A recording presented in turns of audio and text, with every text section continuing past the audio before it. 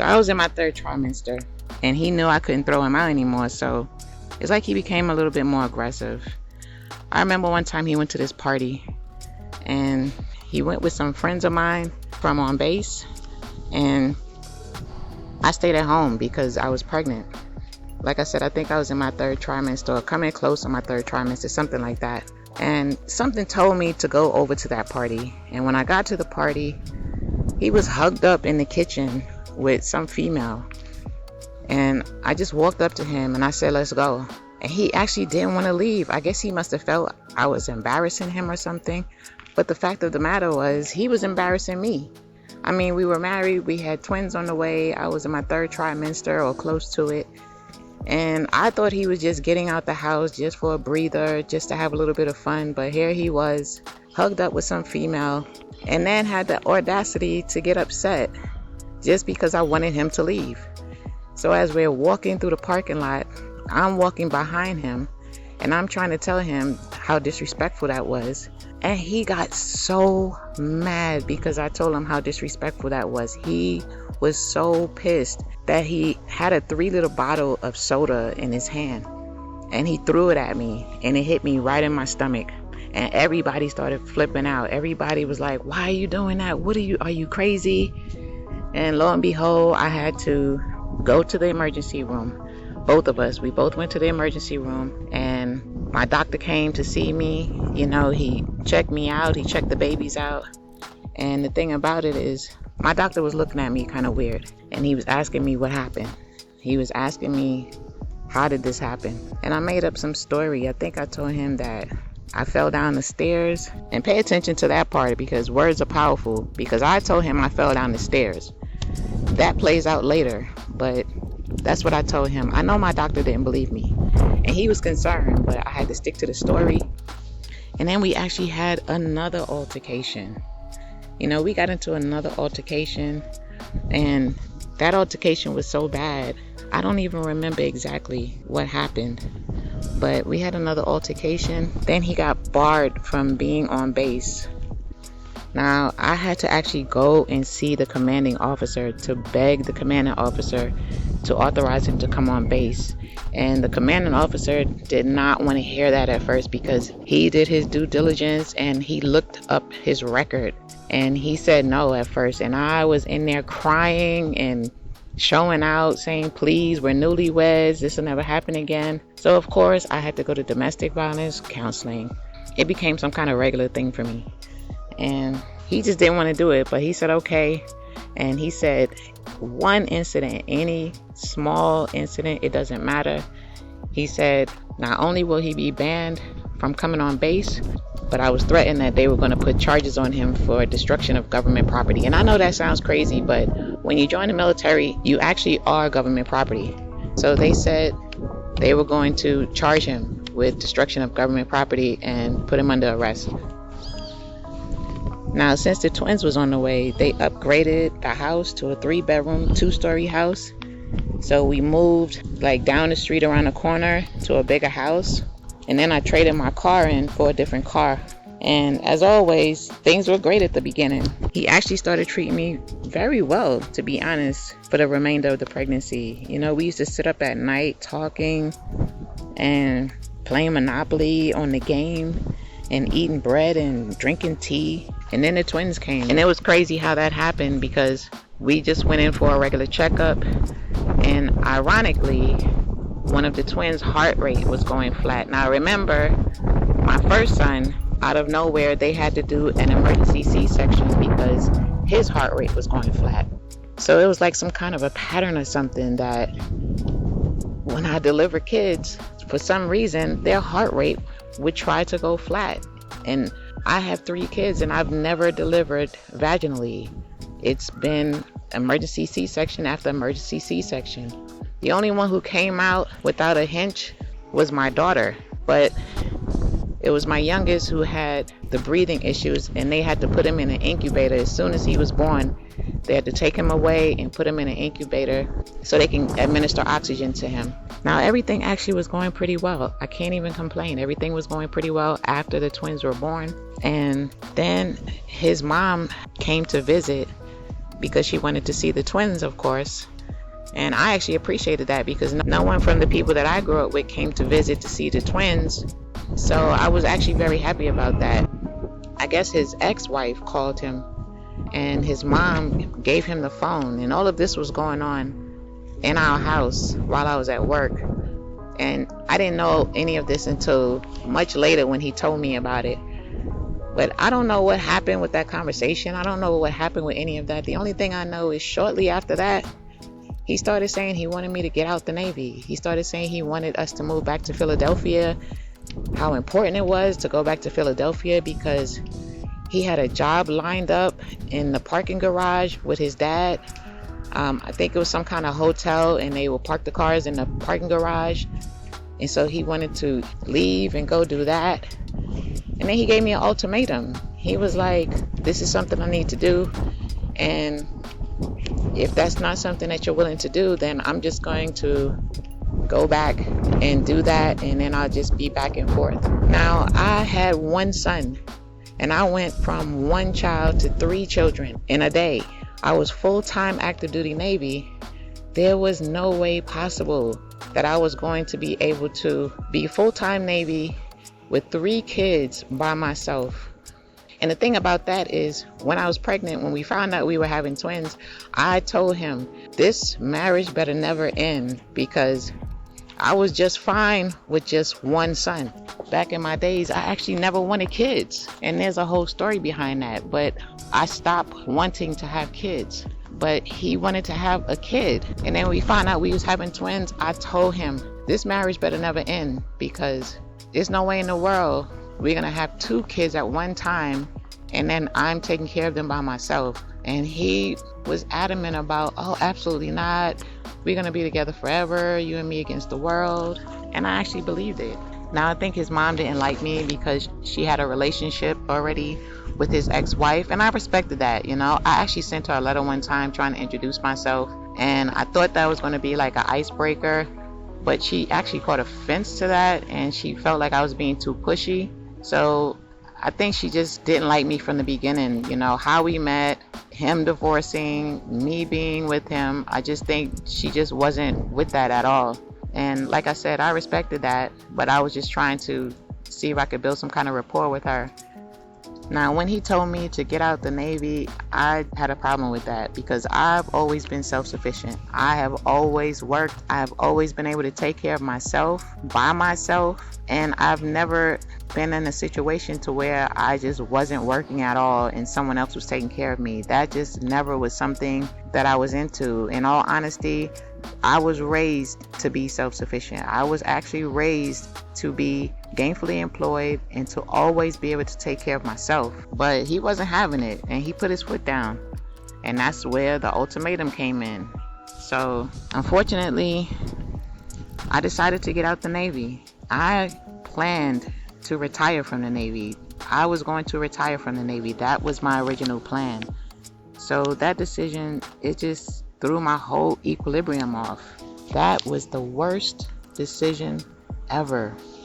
As I heal through these traumas, guys, I find myself like shaking my head, wondering what in the world was I thinking. But you know what? We all have low vibrations sometimes at some point, and that's every last one of us. And we either stay stuck there or we wake up and then our third eye opens, then we do better. I've tried to ascend on many occasions, being inspired by some high vibrational people, but something kept pulling me back. It's the craziest thing ever. I think back to some of the people that I connected with throughout my journey, and I just have to admit to myself that forget real, recognize real. Vibe, recognize vibe. I attracted low vibrational people because I was low vibrational. That's just a fact. You know, there were other things at play, but I can only focus on taking accountability for me. That's why I have to face my traumatic experiences with full transparency. None of that blame game foolishness, because at the end of the day, I have to take full responsibility for my own decisions and my actions. Then I just forgive myself and then release it. Now, I'm not saying that it's easy, because healing is a humbling process. You feel foolish. You wish you could redo some things. You wish you could make some better decisions. But listen, guys, that's what healing is. humbling yourself and facing your traumas head on. You do have to look at yourself in the mirror. And it can be extremely difficult, but please guys, look in that mirror and don't you dare judge yourself. Not everyone chooses to heal. And if you're courageous enough to face that trauma, then that speaks volumes of your strength. And of course, your love for yourself. My hat goes off to you. Keep looking in that mirror, guys, until you smile at yourself in that mirror. Keep healing. Now, as far as domestic violence, when I think back in my life, I've actually fought more men than women, sadly. I was silly to not just leave after the very first sign of aggression. You know, foolish me. I figured I'm not about to let anybody put their hands on me. And my way of dealing with it was to fight back. I should have just walked away. Dealing with domestic violence, like in my case, it caused me to have a short temper. If I thought somebody wanted some kind of confrontation with me, it made me violent. It made me feel like if you hurt me, I'll hurt you. If you put your hands on me, I'll put my hands on you. If you disrespect me, I will disrespect you. My mindset used to be, I guess, I treat you the way you treat me. Now, I've always started out like over giving and naive, but that only positions me for people to take advantage of my kindness, and they see it as a weakness. I was already mistreated as a child, and I wasn't about to let anyone strong arm me as an adult. If anybody were to run into me, they would struggle understanding my growth, because I definitely was that individual. If you tried to attack me, then we would have a problem. But that's not something for me to worry about, because the decisions I used to make, the way I used to act, the tit for tat, if you put your hands on me, I'll put my hands on you, that was wrong. I should have paid more attention when I was in my domestic violence counseling and my anger management. I should have paid more attention, and I should have used the tools that they gave me, but I didn't. When it comes to relationships, if I even think that somebody wants to put their hands on me, or even emotionally abuse me for that matter, I'm gone. I know I don't have to tolerate being abused in any way at all just to be in a relationship. I think that's something that most of us have programmed ourselves to believe. And plus, a lot of times when people recognize that you're alone in the world, that you don't really have people to back you up, they take advantage of that. I've had good relationships to where we just walked away with our own separate ways because we just weren't compatible. And even with not so good relationships, I've had it to where I walked away and that still wasn't good enough. It still led to stalking and slandering me, and I don't know, somebody trying to force me to be with them. It's kind of like either be with me or I'm going to ruin your life. And that's not something that I tolerate. No one is ever going to force me to be with them. Whoever I am with, it is my decision. It is no one else's decision, and that's just the way that it is. And I think that's the way it is for everyone. We have the right to make our own decisions on who we want to be with, and we have the right to walk away if that's what we choose to do. And no, that doesn't mean that's the green light to attack us and hunt us down and do all kinds of craziness to us. That just doesn't mean that. Some of us have even been put in a position to where we have convinced ourselves that if someone treats us badly, it's because they really love us. And that's just wrong, guys. After going through so much physical and emotional abuse, you sometimes pick up those behaviors, and now you're the aggressor. And I know because it happened to me. But let go of that aggression, guys, because sometimes people will know that and use it to trigger you. It's like some kind of demented setup to get you to act out of character. It's a form of control. Drop that aggression, guys.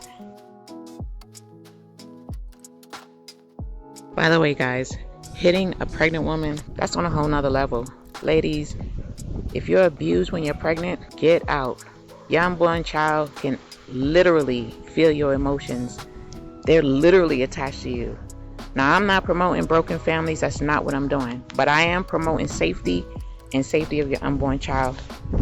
There's counseling for almost anything nowadays.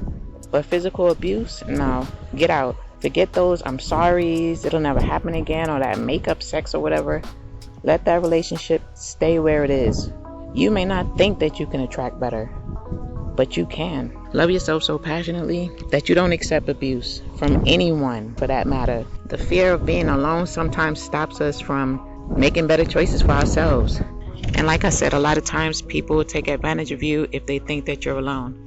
You know, a lot of times I've been in situations where people feel like I'm alone, so I'm an easy target to attack.